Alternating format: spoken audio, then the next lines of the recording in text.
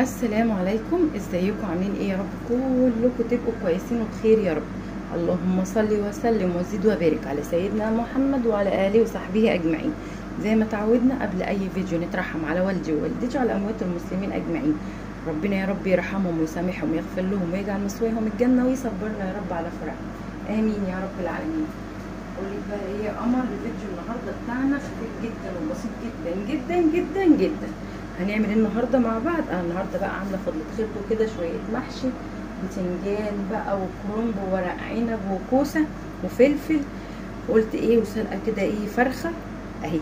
هي بقى النهارده الوصفه بتاعتنا سلق الفراخ. انا سلقت الفراخ ازاي؟ بصي دي فرخه مسلوقه، هعمل لها حاجه دلوقتي وهخليها زي المشويه بالظبط. بصوا هي مسلوقه اهي، فراخ مسلوقه اهي، تمام اهي، شايفينها مسلوقه. المهم دلوقتي هنعمل خلطه مع بعض عشان بعد ما تسلقي الفراخ تعملي الخلطه ديت. والله العظيم اللي هياكلها هيقول فعلا فعلا مشويه. تمام. طب انا سلقت الفراخ ازاي؟ هقول لك بقى. بصي بقى، انت هتجيبي فرخه مثلا من قبلها بيوم، تمام، وتجيبي بصلايه وتجيبي بقى شويه بهارات فراخ وشويه فلفل اسود وشويه ملح صغيرين، تمام، وتاخديهم في الكبه تفرميهم، تمام، تاخديهم في الكبه افرميهم. وبعد ما تفرميهم طبعا احنا غسلين الفراخ بتاعتنا كويس ونقيناها وغسلنا وشطفينها وزي الفل. هناخد بقى الفراخ بتاعتنا وهندلكها كلها بالبصل دوت اللي هو اللي احنا فارمينه في الكبه، والفلفل الاسود والبهارات الفراخ وشويه الايه الملح تمام. هندلكها كلها تحت الجلد وفوق الجلد كلها، تمام. وندخلها التلاجة. هنيجي تاني يوم هنحط الميه بتاعتنا على النار عادي، انت بتسلقي الفراخ عادي، تمام كده، تمام. بس وبعد ما تتسلق هنعمل دلوقتي مع بعض الخلطه اللي احنا هنحطها عليها عشان تبقى مشويه بالظبط بالظبط بالظبط. خليكي معايا، لا تروحي كده ولا كده.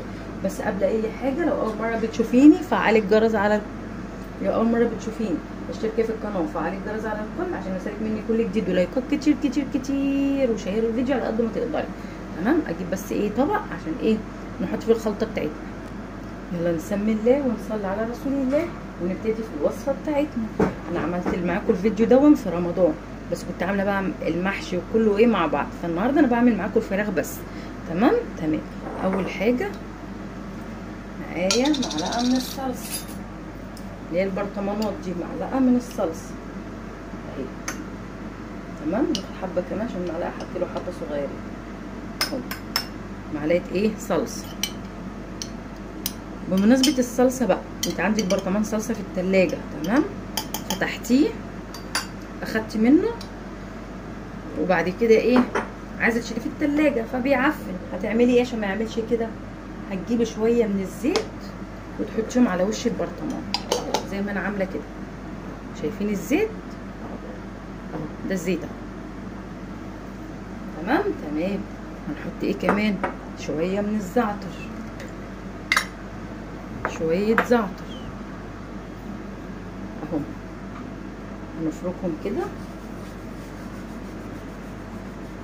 بس كده يقتلوا حبه اكتر عشان المحبه، تمام كده، تمام. نجيب شويه من التوابل بتاعه الفراخ، شويه من التوابل بتاعه الفراخ، دي التوابل، تمام. يلا بقى، لو اول مره بتشوفيني اجبري بخاطر اختك بالدعوه الحلوه واللايك الجميل والاشتراك في القناه لو اول مره بتشوفيني، وفعلي الجرس على الكل عشان يوصلك مني كل جديد. نجيب فلفل اسود،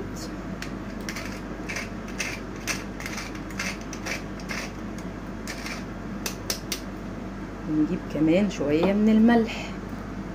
ايه رايك بقى في الخلطه بتاعت اختي؟ والله العظيم لو جربتيها على طول هتعملي الفراخ بالطريقه دي، ولا هتشوي بقى ولا هتعملي. هي الطريقه دي شويه ملح صغيرين عشان ما تحدقش منها، تمام. نركن بقى كل ده على جنب ونجيب شويه زيت،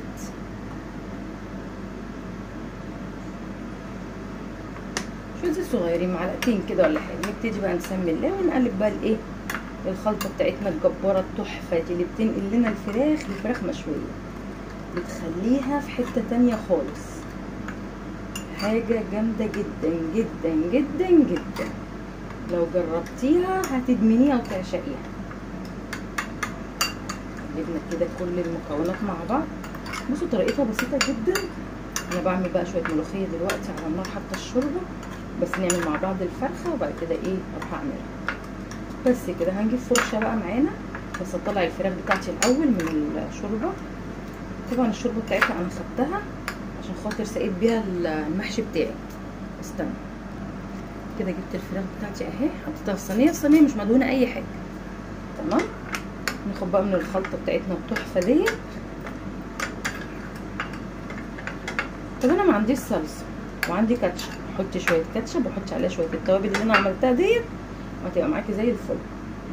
نبتدي بقى نسمي الله وناخد كده ايه من الخلطه اللي احنا عملناها دي بالفرشه بتاعتنا كده، ونبتدي نسمي الله ون ايه نحط الخلطه بتاعتنا الكباره ديت على ايه، على الفراخ بتاعتنا.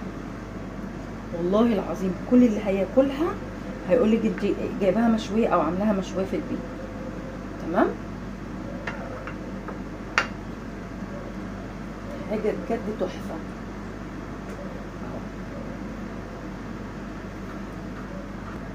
كده خلاص خلصت الفراخ بتاعتي، هولع بقى الشوايه. تمام. شغل الشوايه واحطها تحت الشوايه على طول، وهفرجك دلوقتي بقى على احلى واجمل فراخ مشويه. تمام. خليكي معايا لا تروحي كده ولا كده. اهي بعد ما خلاص بقى شويناها، مشويه ولا مش مشويه؟